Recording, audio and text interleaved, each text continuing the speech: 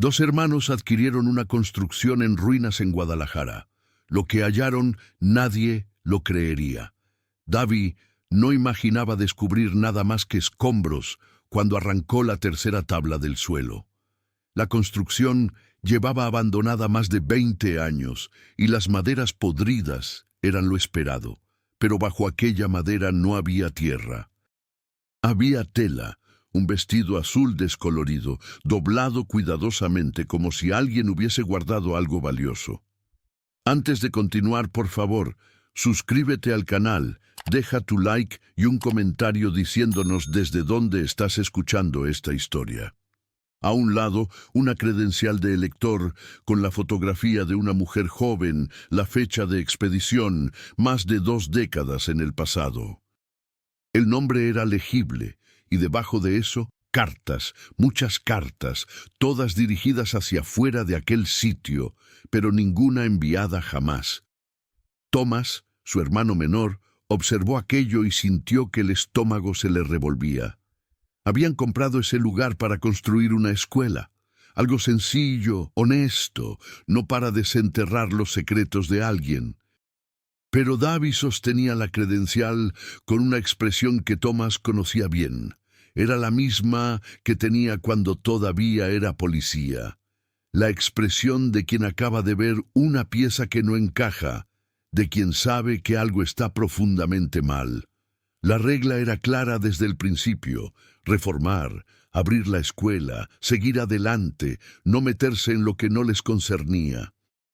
Pero cuando David abrió la primera carta y leyó las palabras escritas con letra temblorosa, aquella regla se hizo pedazos. La carta no era de despedida, era de súplica, y la fecha de la última era de exactamente 23 años atrás. Nadie pasa 23 años escribiendo cartas de auxilio sin que alguien lo note, a menos que ese alguien nunca haya salido de ahí, a menos que aquella construcción no fuera simplemente un edificio abandonado, a menos que el silencio de ese lugar tuviera un precio. Y cuando Thomas miró las paredes alrededor, se dio cuenta de que no tenían ventanas hacia la calle, solo hacia adentro, como si hubieran sido hechas para que nadie de afuera pudiera ver u oír. David levantó la linterna e iluminó el rincón más oscuro del cuarto. Ahí había rayones en las paredes, marcas que parecían conteos, días, semanas, meses o tal vez años. Y fue entonces que ambos comprendieron.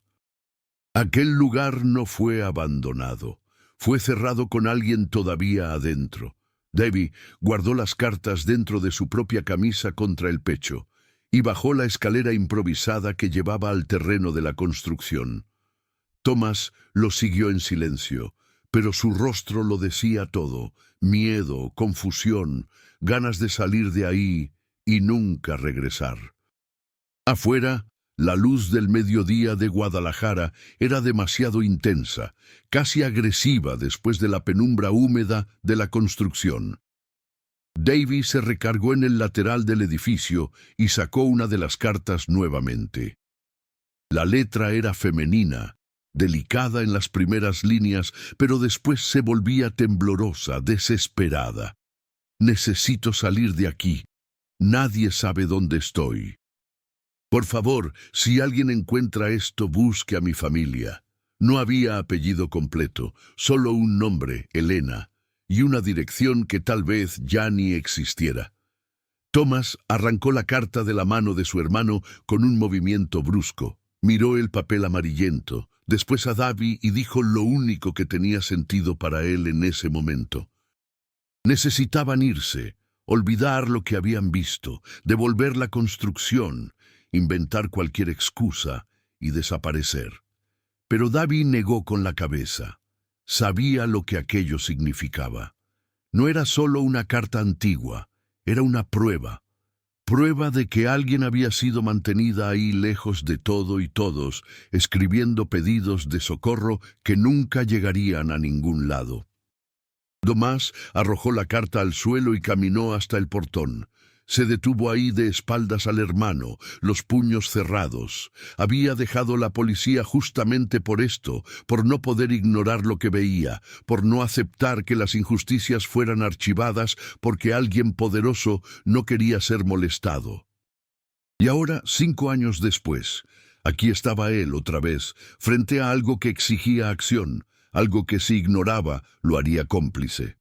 Thomas odiaba esa sensación. Odiaba aún más el hecho de que David tenía razón. La tarde ya caía cuando decidieron volver a la construcción. Esta vez llevaron más herramientas, linternas mejores y una cámara vieja que Thomas tenía en casa.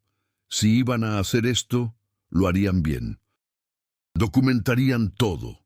Cada objeto, cada marca, cada evidencia de que alguien había vivido ahí contra su voluntad. Davy comenzó a remover más tablas del piso con cuidado metódico. Bajo la 4ª tabla encontró una cadena delgada, oxidada. Bajo la 5ª, un peine de cabello. Bajo la 6ª, un cuaderno de pasta dura, las páginas pegadas por la humedad. Cuando Thomas abrió el cuaderno con dedos temblorosos, vio que las páginas habían sido usadas como diario. Las primeras entradas tenían fecha. Elena escribía sobre su rutina, sobre el miedo, sobre la esperanza de que alguien notaría su ausencia. Pero conforme las páginas avanzaban, las fechas se detenían, los registros se volvían más cortos, más desesperados. Hasta que en las últimas páginas solo había una frase repetida decenas de veces con fuerza suficiente para marcar el papel. Nadie viene. Davy cerró el cuaderno lentamente y miró a Thomas. Y fue en ese momento que escucharon el ruido. Pasos del lado de afuera. Alguien estaba ahí. Davy hizo un gesto rápido para que Thomas apagara la linterna. La oscuridad devoró el interior de la construcción instantáneamente.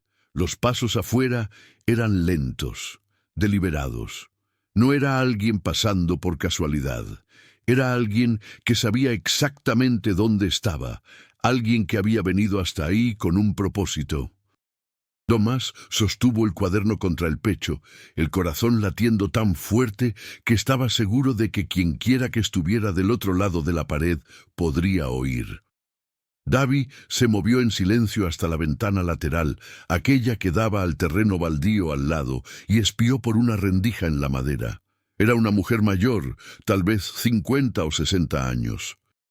Caminaba alrededor de la construcción, como quien conoce cada centímetro de ese lugar. Se detuvo frente a la puerta principal. Miró las tablas que Davy y Thomas habían removido más temprano y frunció el ceño. Después, sin prisa, sacó un celular del bolsillo e hizo una llamada. Davy no podía escuchar lo que decía, pero la expresión en su rostro cambió de neutra a tensa, de tensa a preocupada. Colgó, guardó el teléfono y entró. Thomas quiso gritar para que Davy hiciera algo, pero no pudo emitir sonido alguno. La mujer subía la escalera.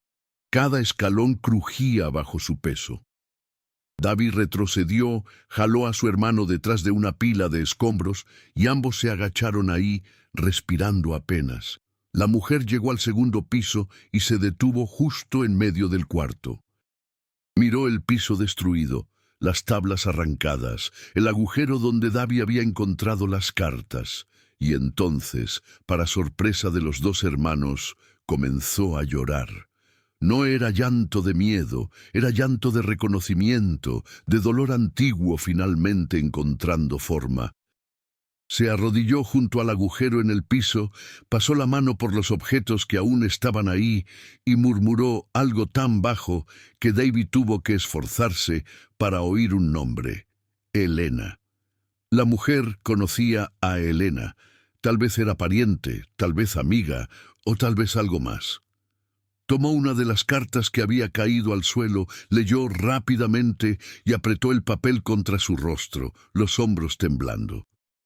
Davy tomó una decisión. Salió de detrás de los escombros, encendió la linterna e iluminó su propio rostro para que ella viera que no era una amenaza. La mujer se asustó, se levantó demasiado rápido y casi se cayó.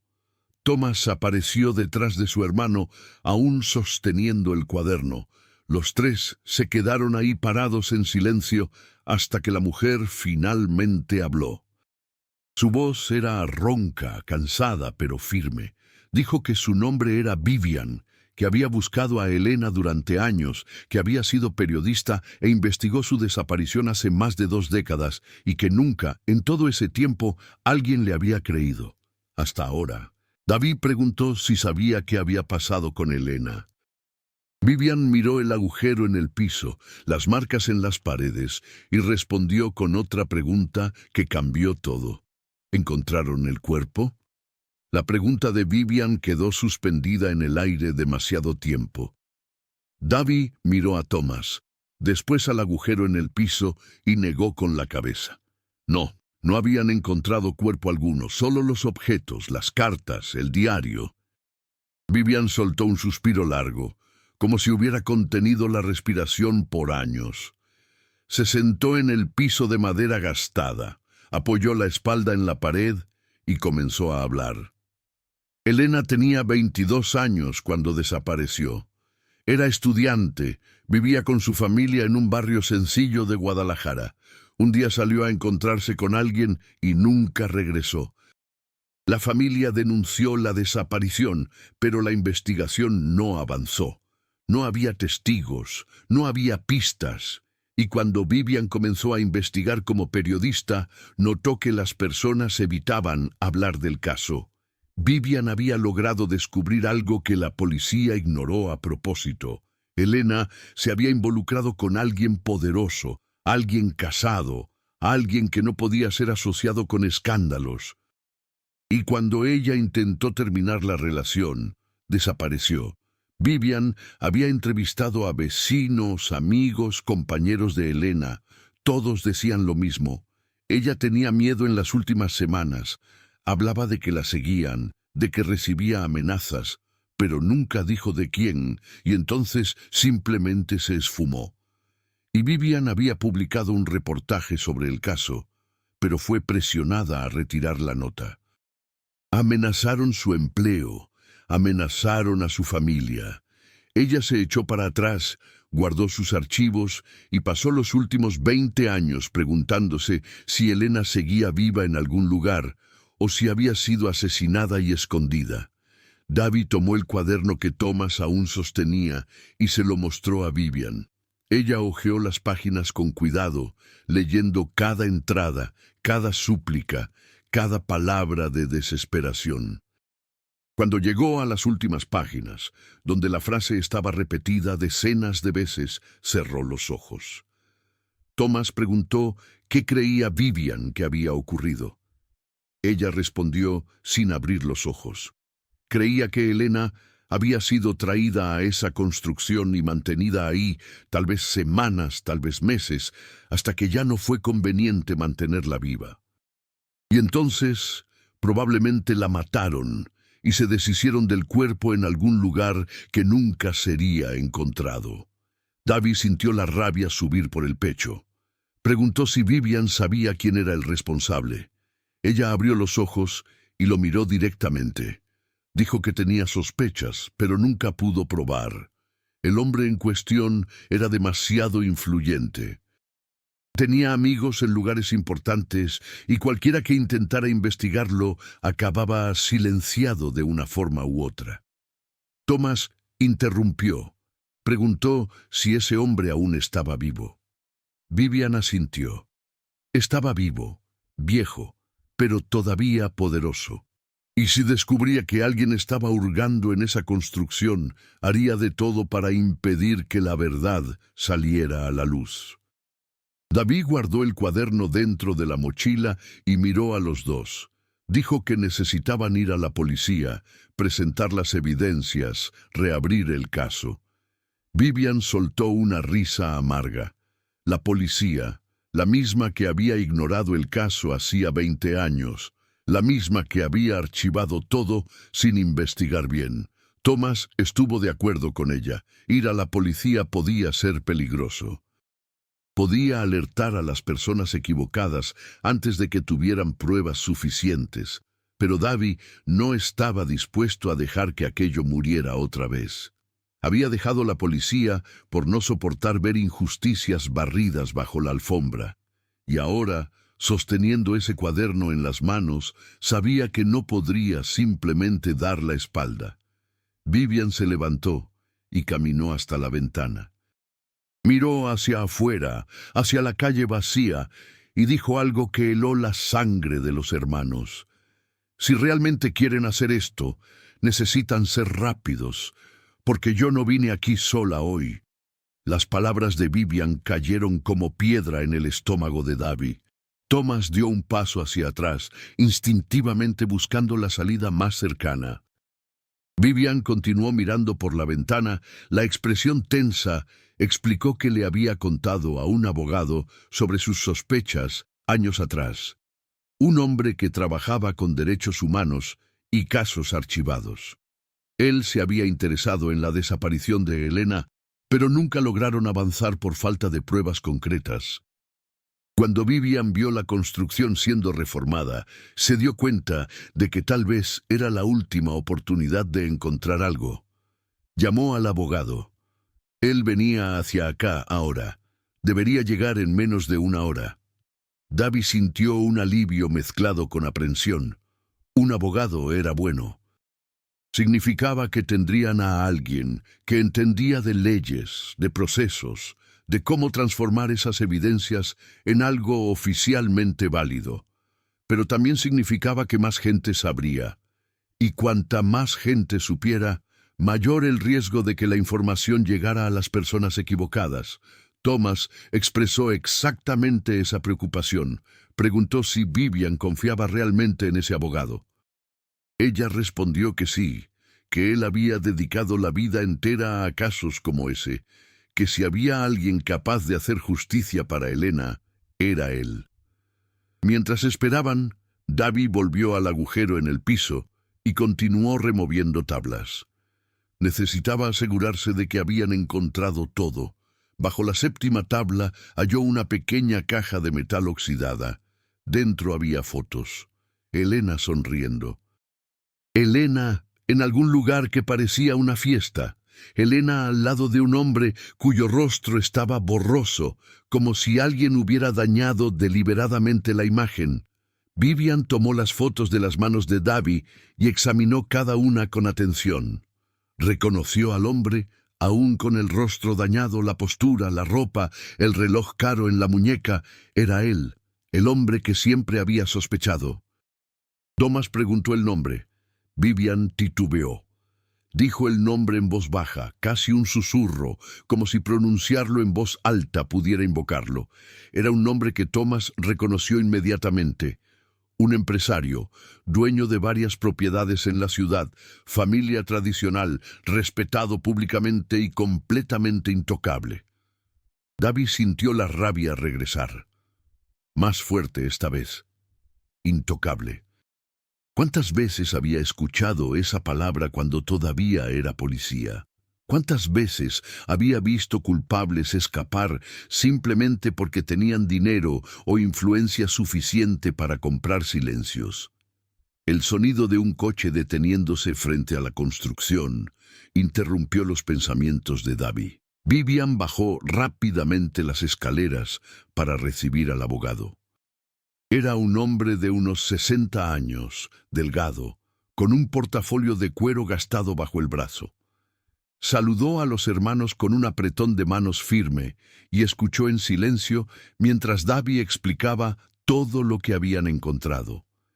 El abogado examinó las cartas, el diario, las fotos, hizo anotaciones en un cuaderno pequeño, preguntó si habían fotografiado todo. Thomas mostró la cámara. El abogado asintió con aprobación. Entonces dijo algo que cambió completamente la situación. Para reabrir el caso oficialmente, necesitarían más que objetos y documentos personales. Necesitarían algo que conectara directamente a ese hombre con el crimen, un testigo, un registro, algo irrefutable. Vivian miró a Davy miró a Thomas y Thomas, con la voz temblorosa, dijo que tal vez había algo. Cuando estaban limpiando la construcción días atrás, habían encontrado una caja vieja de documentos en el sótano. No la habían abierto todavía. Pensaban que era solo papel viejo sin importancia. El abogado levantó las cejas. Entonces, sería mejor que abrieran esa caja ahora. El sótano de la construcción era aún más sofocante que el resto del edificio. David bajó primero, sosteniendo la linterna con firmeza mientras probaba cada escalón antes de poner el peso completo. Thomas vino justo detrás, seguido por el abogado, quien se presentó como Benicio. Vivian se quedó en el piso de arriba, vigilando la calle. El aire allá abajo era pesado, cargado de moho y humedad. Las paredes eran de ladrillos expuestos, manchados por filtraciones antiguas. En el rincón más distante, parcialmente cubierta por una lona rota, estaba la caja que Tomás había mencionado. Era más grande de lo que Davy esperaba. Madera oscura, bisagras oxidadas, candado roto colgando de lado. Benicio se arrodilló junto a la caja y pidió que Davy iluminara mejor. Con cuidado levantó la tapa. Dentro había pilas de papeles amarillentos por el tiempo, algunos documentos oficiales, recibos, contratos. Benicio comenzó a separar los documentos metódicamente, examinando cada uno con atención de quién sabe exactamente qué buscar. Thomas se agachó a su lado y tomó uno de los papeles. Era un contrato de arrendamiento. La construcción había sido rentada hacía 23 años, y el nombre del arrendatario estaba ahí, impreso con claridad dolorosa. Davy sintió que el estómago se le revolvía. Era él, el empresario, el hombre que Vivian había pasado años intentando conectar con la desaparición de Elena. Ahí estaba la prueba de que tenía control directo sobre ese lugar. Benicio continuó revisando la caja y encontró más documentos, recibos de pago de renta, todos firmados por el empresario. Y entonces, en el fondo de la caja, encontró algo aún más incriminador. Un sobre sellado con el nombre de Elena escrito a mano en el frente. Benicio abrió el sobre con cuidado. Dentro había una carta. No era de la caligrafía de Elena, era una carta para ella, una carta de amenaza. Thomas leyó por encima del hombro de Benicio. Las palabras eran directas, crueles. Decían que si Elena le contaba a alguien sobre la relación, sufriría consecuencias, que nadie le creería, que debería desaparecer silenciosamente si quería que su familia estuviera a salvo. La carta no tenía firma, pero la conexión era obvia. Benicio guardó la carta de vuelta en el sobre y puso todo dentro de su portafolio. Dijo que aquello ya era suficiente para reabrir el caso. Con el contrato de arrendamiento y la carta de amenaza, tenían base para solicitar una investigación formal. Podrían pedir cateo de documentos del empresario. Podrían presionar para que testigos fueran escuchados nuevamente. Davy preguntó cuánto tiempo tomaría. Benicio respondió que dependía. Si conseguían un juez comprometido con la justicia, tal vez algunas semanas. Si encontraban resistencia en el sistema, podría tomar meses o años. Thomas negó con la cabeza. Años, después de todo lo que habían encontrado. Benicio explicó que casos involucrando personas poderosas siempre eran complicados. Había abogados caros, maniobras legales, presión política, pero estaba dispuesto a luchar. Había peleado casos parecidos antes, algunos había ganado, otros no, pero siempre valía la pena intentar. Fue entonces que escucharon el grito de Vivian viniendo del piso de arriba. No era un grito de miedo, era un grito de advertencia. Davy soltó la linterna y subió las escaleras corriendo, seguido por Thomas y Benicio. Cuando llegaron al terreno, vieron a Vivian parada en la puerta, rígida, mirando hacia la calle. Había un coche negro detenido justo frente a la construcción y un hombre estaba saliendo del asiento trasero. Un hombre viejo, pero que cargaba autoridad en cada movimiento. David no necesitó preguntar quién era. Lo sabía. El empresario había descubierto. El empresario caminó hasta la entrada de la construcción con pasos medidos. Usaba traje oscuro impecable, zapatos relucientes, cabello blanco peinado hacia atrás. Tenía la postura de quien estaba acostumbrado a ser obedecido sin cuestionamientos. Dos hombres más jóvenes salieron del coche junto con él, pero se quedaron atrás solo observando. El empresario se detuvo en el umbral de la puerta y miró hacia adentro. Sus ojos recorrieron cada rostro. Vivian, Benicio, Davi, Thomas. Y entonces se posaron en el portafolio que Benicio sostenía contra el pecho. Sonrió. No era una sonrisa amigable, era la sonrisa de alguien que ya había ganado tantas batallas que no podía imaginar perder una más. Preguntó qué estaban haciendo en su propiedad. David dio un paso al frente y respondió que la construcción ya no era suya. La habían comprado legalmente. El empresario se encogió de hombros. Dijo que propiedad era un concepto relativo, que tenía conexiones con ese lugar que iban más allá de papeles y contratos, que sería mejor para todos si simplemente se iban y olvidaban lo que habían visto. Benicio se posicionó al lado de Davi, se presentó como abogado e informó que habían encontrado evidencias relacionadas con un caso de desaparición de 23 años atrás, que esas evidencias serían entregadas a las autoridades competentes, que cualquier intento de intimidación sería documentado y usado en su contra. El empresario rió una risa baja, casi divertida. Preguntó si Benicio realmente creía que las autoridades competentes se preocuparían, que conocía a cada delegado, cada fiscal, cada juez de la región, que una simple llamada suya podría hacer que cualquier investigación desapareciera antes incluso de comenzar. Thomas sintió la rabia apoderarse de él. Dijo que los tiempos habían cambiado, que ya no era tan fácil sofocar crímenes, que la sociedad ya no toleraba más la impunidad. El empresario miró a Thomas con condescendencia. Dijo que sociedad era una palabra bonita para un concepto vacío, que al final todo se resumía a quien tenía más recursos, más influencia, más poder, y que él tenía mucho de todo eso. Vivian finalmente habló. Su voz temblaba, pero estaba cargada de años de frustración contenida. Dijo que había esperado 2 décadas por ese momento, que no iba a dejarlo destruir las evidencias como había destruido la investigación original, que esta vez sería diferente. El empresario desvió la mirada hacia Vivian. La reconoció inmediatamente. La periodista, la que había intentado publicar ese reportaje ridículo años atrás. Dijo que debería haber aprendido la lección en aquella época, que algunas historias no deberían ser contadas, que algunas verdades eran demasiado peligrosas.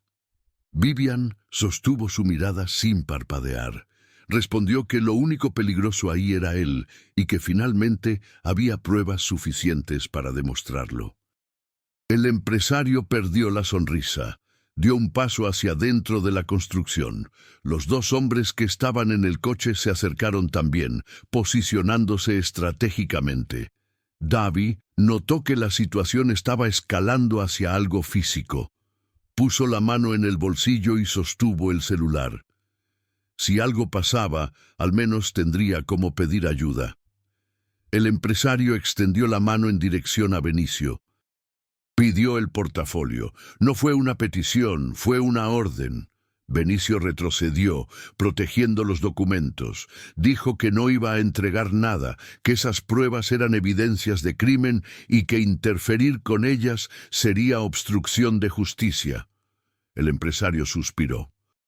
Dijo que realmente no entendían con quién estaban tratando, que había construido un imperio, sabiendo exactamente cuándo presionar y cuándo retroceder, y que ahora era momento de presionar.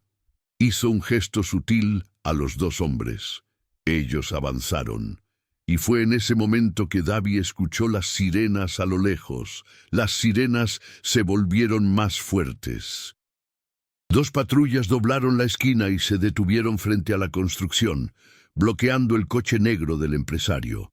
Los dos hombres que estaban a punto de avanzar contra Davy y Benicio retrocedieron inmediatamente, asumiendo postura neutra. El empresario mantuvo la compostura, pero su expresión cambió. Ya no era de control absoluto, era de sorpresa y cálculo rápido. 4 policías bajaron de las patrullas. Uno de ellos, un hombre de unos 40 años con postura firme, caminó directamente hasta la entrada de la construcción, miró a todos ahí dentro y preguntó quién había hecho la denuncia. Vivian dio un paso al frente. Dijo que había sido ella, que había llamado antes de salir de casa informando que necesitaba protección policial para una situación delicada involucrando evidencias de crimen antiguo. El policía asintió y pidió que explicara la situación. Vivian comenzó a hablar, pero el empresario la interrumpió. Dijo que aquello era una invasión de propiedad privada y que él era el verdadero dueño del lugar. El policía miró a Davy y Thomas. Davy sacó los documentos de compra del bolsillo y mostró el contrato de compraventa debidamente registrado. La construcción era de ellos, legal y oficialmente. El empresario intentó argumentar que había sido engañado, que la venta no debería haber ocurrido, que había irregularidades. El policía levantó la mano pidiendo silencio. Dijo que disputas de propiedad deberían resolverse en la justicia civil, no ahí. Entonces preguntó sobre las evidencias que Vivian había mencionado. Benicio se presentó nuevamente como abogado y explicó cuidadosamente todo lo que habían encontrado. Los objetos personales de Elena, las cartas, el diario, las fotos y, más importante, los documentos que comprobaban que el empresario había rentado ese lugar exactamente en el período de la desaparición y la carta de amenaza. El policía pidió ver los documentos. Benicio abrió el portafolio y mostró, manteniendo todo dentro para preservar las evidencias. El policía examinó con atención, llamó a otra policía, una mujer más joven, y le mostró también. Los dos conversaron en voz baja por algunos segundos. Entonces el policía se giró hacia el empresario y dijo que necesitaba acompañarlos a la delegación para dar explicaciones. El empresario respondió que no iría a ningún lado sin sus abogados, que aquello era absurdo, que conocía al comandante personalmente y que toda esa payasada terminaría en una hora. El policía mantuvo la calma. Dijo que tenía todo el derecho de llamar a sus abogados, pero que necesitaba ir a la delegación de cualquier forma. No era arresto, era solo para aclaraciones. El empresario miró alrededor. Sus dos hombres estaban recargados en el coche sin poder hacer nada. Vivian, Benicio, Davy y Thomas estaban ahí como testigos de todo, y 4 policías esperaban. Se dio cuenta de que ya no tenía control de la situación. Por primera vez en décadas, estaba en una posición donde su poder no funcionaba inmediatamente. Acordó ir, pero dijo que sus abogados estarían allá en menos de una hora. Mientras el empresario era conducido hasta una de las patrullas, la policía mujer se quedó atrás. Pidió que Benicio acompañara hasta la delegación para formalizar la denuncia y entregar las evidencias oficialmente. Dijo que el caso sería remitido a la División de Delitos contra las Personas y que probablemente sería reabierto. Benicio aceptó. Miró a Davy y Tomás y dijo que habían hecho lo correcto, que aquello apenas comenzaba, pero que ya era más de lo que Elena había tenido 23 años atrás. una oportunidad real de justicia. Davy miró a Vivian. Ella estaba parada en la puerta, observando el coche del empresario irse con las sirenas encendidas. Lágrimas corrían por su rostro, pero sonreía. Era una sonrisa de alivio, de victoria parcial, de esperanza. Thomas puso la mano en el hombro de su hermano. Dijo que ahora necesitaban esperar, ver qué haría la justicia, desear que esta vez fuera diferente. Davy asintió, pero en el fondo sabía que ya era diferente, porque esta vez no habían dejado que el silencio ganara.